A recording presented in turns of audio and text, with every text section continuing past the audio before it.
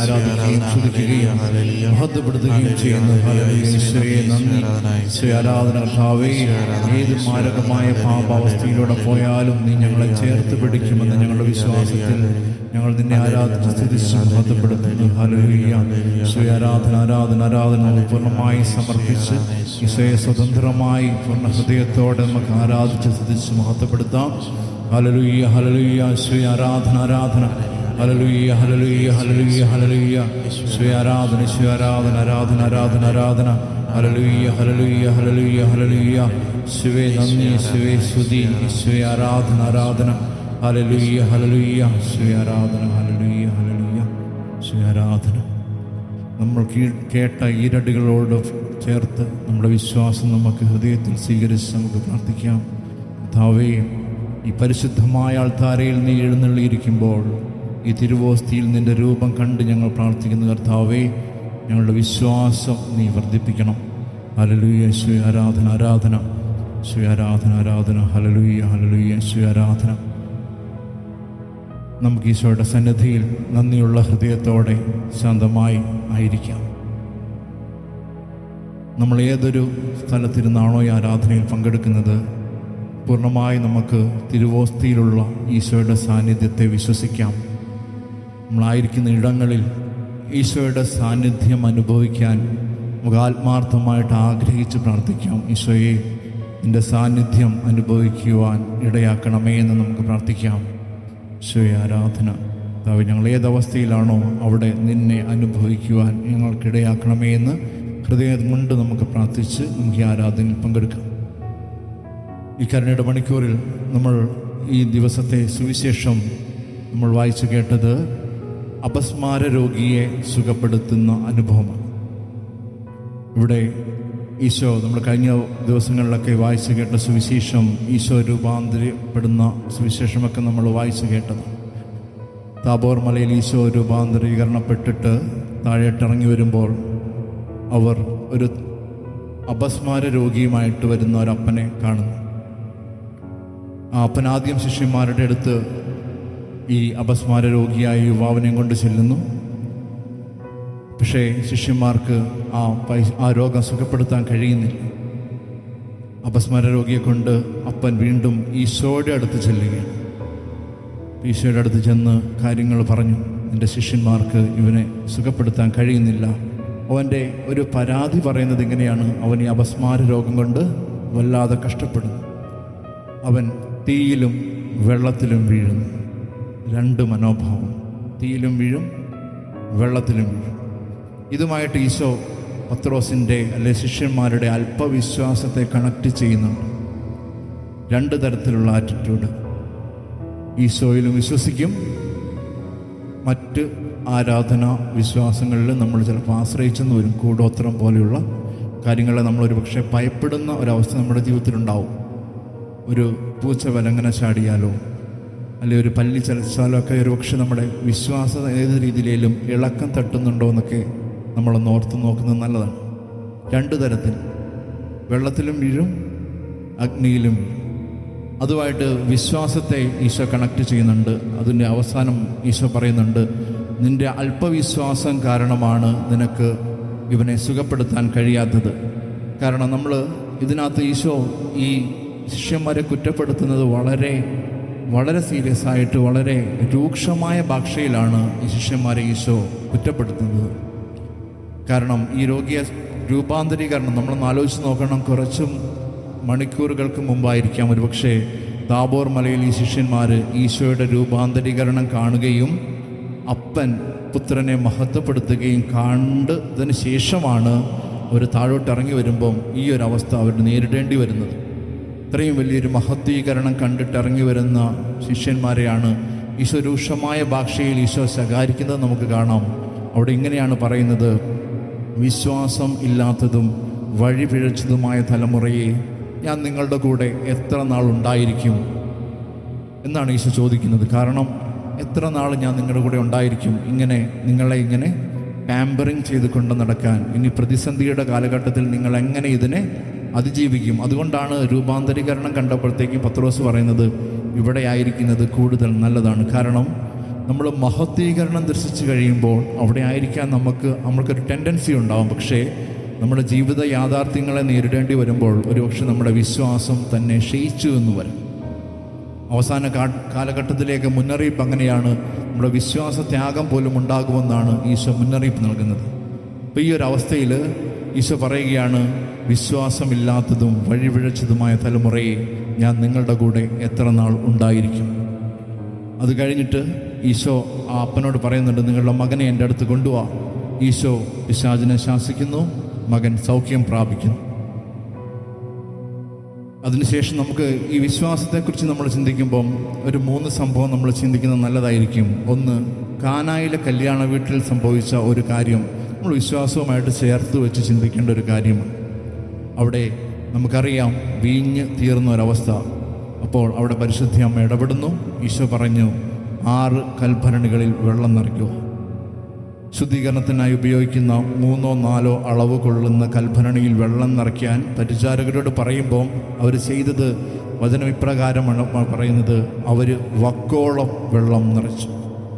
അവരെന്ത് പ്രതീക്ഷിച്ചിട്ടാണ് വക്കോളം വെള്ളം നിറച്ചത് എന്ന് നമ്മളൊന്ന് ആലോചിക്കുന്നത് നല്ലതാണ്. വെള്ളം നിറയ്ക്കാൻ മാത്രമേ ഈശോ പറഞ്ഞുള്ളൂ. എന്ത് ചെയ്യാനാണ്, എന്തിനാണ് എന്നൊന്നും ഈശോ അവിടെ പറയുന്നതായിട്ട് നമുക്ക് കാണുന്നില്ല. ഇപ്പോൾ ഒരു പ്രതീക്ഷയിൽ ആ പരിചാരകർ ചെയ്യുകയാണ്, അവർ വക്കോളം വെള്ളം നിറച്ചു. പറഞ്ഞത് ഈശോ ആയതുകൊണ്ടായിരിക്കാം അവർ ആ മനോഭാവത്തിൽ അത് ചെയ്തത്. നമ്മൾ വചനം കേൾക്കുമ്പോഴും ആ ഒരു വിശ്വാസം നമ്മുടെ ജീവിതത്തിലുണ്ടോ? ഈ വചനം പറഞ്ഞാൽ, ഈ വചനം ഏറ്റുപറഞ്ഞ് പ്രാർത്ഥിച്ചാൽ ഞാൻ ആഗ്രഹിക്കുന്ന കാര്യങ്ങൾ നടക്കുമെന്ന് വിശ്വസിച്ച് പ്രാർത്ഥിക്കാനുള്ള ഒരു കൃപ നമ്മളിലുണ്ടോ എന്ന് നമ്മൾ ചിന്തിക്കണം. അതുപോലെ മറ്റൊരു സംഭവമാണ് തളർവാദ രോഗിയെ സുഖപ്പെടുത്തുന്നത്. ലൂക്കായുടെ സുവിശേഷം 5-ാം അധ്യായം നമ്മൾ വായിക്കുമ്പോൾ അവിടെ ഒരു തളർവാദ രോഗിക്ക് സൗഖ്യം നൽകുന്നത് നമ്മൾ കാണുന്നുണ്ട്.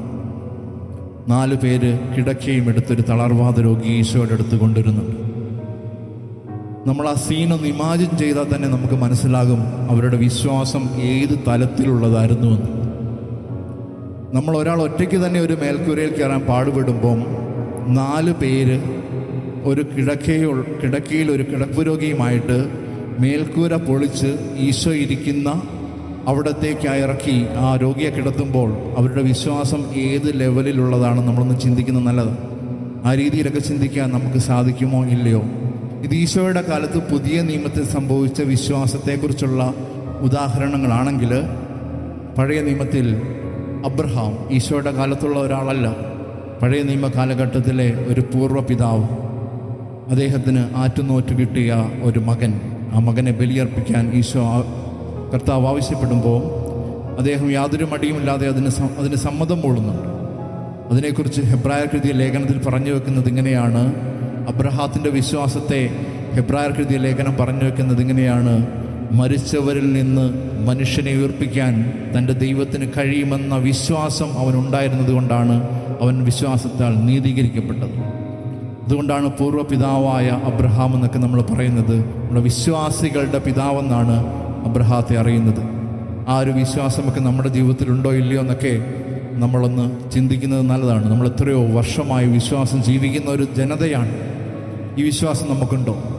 വിശ്വാസത്തെക്കുറിച്ച് എബ്രായർക്കെഴുതിയ ലേഖനത്തിൽ പറയുന്നത്, പ്രത്യാശിക്കുന്നവ ലഭിക്കുമെന്ന ഉറപ്പും കാണപ്പെടാത്തവ ഉണ്ടെന്ന ബോധ്യവുമാണ് വിശ്വാസം. പ്രത്യാശിക്കുന്നവ ലഭിക്കുമെന്ന ഉറപ്പും കാണപ്പെടാത്തവ ഉണ്ടെന്ന ബോധ്യവുമാണ് വിശ്വാസം. ആ ഒരു തരത്തിലുള്ള വിശ്വാസം നമുക്കുണ്ടോ ഇല്ലയോ എന്ന് നമ്മൾ ചിന്തിക്കണം. കാരണം ഈ മത്തായിയുടെ സുവിശേഷത്തിൽ തന്നെ അല്പവിശ്വാസത്തെ ഈശോ വളരെ രൂക്ഷമായി വിമർശിക്കുന്നതായിട്ട് നമ്മൾ കാണാം. കൂടുതലും ശിഷ്യന്മാരെയാണ് ഈശോ ഈ കാര്യം പറയുന്നത്. കാരണം കൊടുങ്കാറ്റിനെ ശാന്തമാക്കിയ സമയത്തും ഈശോ ശിഷ്യന്മാരെ ശകാരിക്കുന്നത് ഈ കാര്യം പറഞ്ഞുകൊണ്ടാണ്. അല്പവിശ്വാസികളെ, നിങ്ങൾ ഭയപ്പെട്ടതെന്തിന്? കാരണം ഈശോ വഞ്ചിയിലുണ്ടായിട്ട് പോലുമാണ് ഇവർ ഭയപ്പെട്ടതെന്നൊന്ന് ഓർത്ത് നോക്കിയാൽ അവരുടെ വിശ്വാസം നമുക്ക് മനസ്സിലാകും. അതുകൊണ്ട് അല്പവിശ്വാസം വളരെ അപകടമുള്ള ഒരു കാര്യമാണ്. നമുക്ക് ഒരു വിശ്വാസമുണ്ട്, നമ്മൾ പ്രാർത്ഥിച്ചാൽ ചിലപ്പം കിട്ടും എന്നാണ് നമ്മൾ ചിന്തിക്കുന്നതെങ്കിൽ നമ്മുടെ വിശ്വാസത്തേക്ക് ഒന്ന് പരീക്ഷിക്കുന്നത് നല്ലതാണ്. കാരണം നമ്മൾ പൂർണ്ണമായിട്ട് ഈശോയെ വിശ്വസിക്കണമെന്നാണ് ഈശോ ആഗ്രഹിക്കുന്നത്. കാരണം നമുക്കറിയാം, വൈദ്യശാസ്ത്രമൊക്കെയാണെങ്കിലും പറയുന്നത്, ഒരു രോഗി സൗഖ്യപ്പെടണമെങ്കിൽ നമ്മൾ ആ ഡോക്ടറിൽ പൂർണ്ണമായൊരു വിശ്വാസം നമുക്കുണ്ടാവണം. എങ്കിലേ ആ രോഗം പോലും സൗഖ്യമാക്കപ്പെടുകയുള്ളൂ.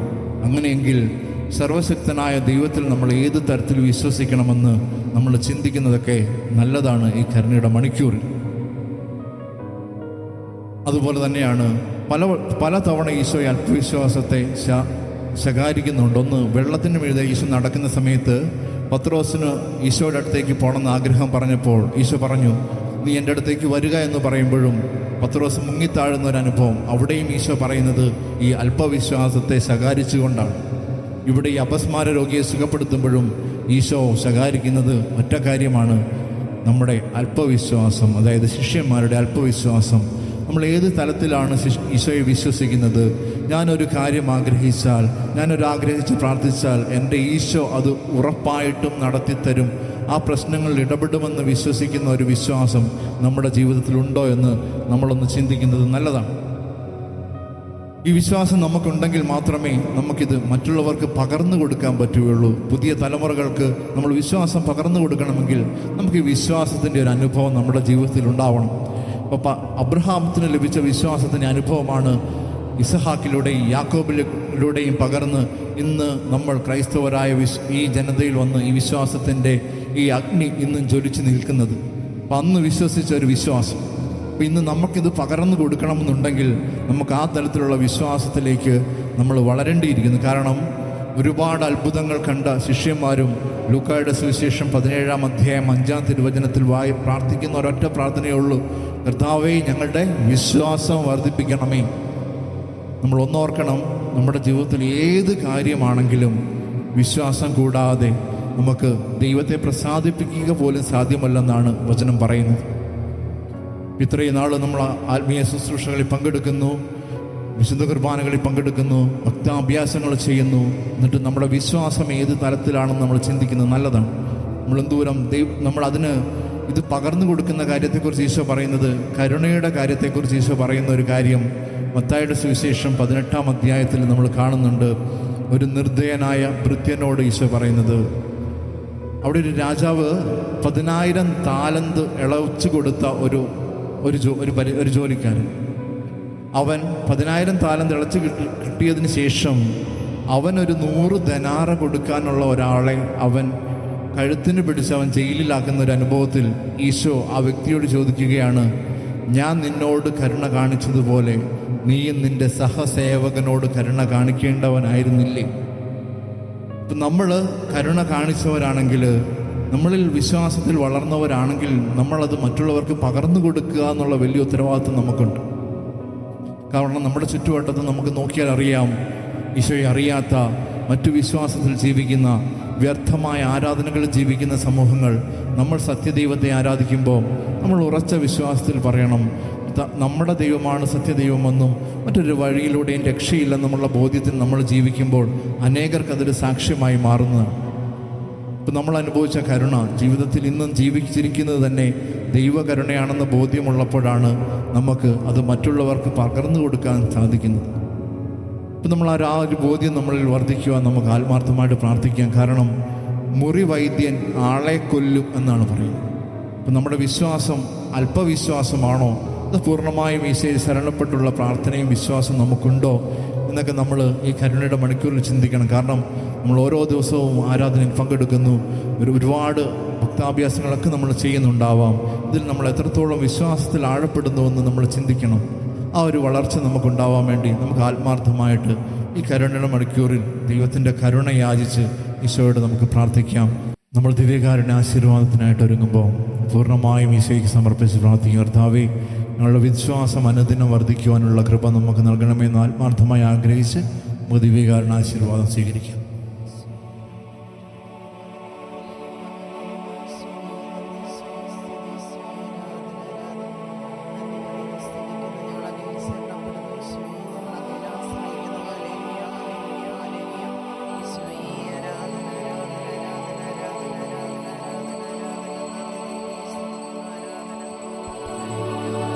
പരിശുദ്ധ പരമമാ ദിവ്യകാരുണ്യമേ, എന്നുമെന്നും അങ്ങേക്കാരാധന.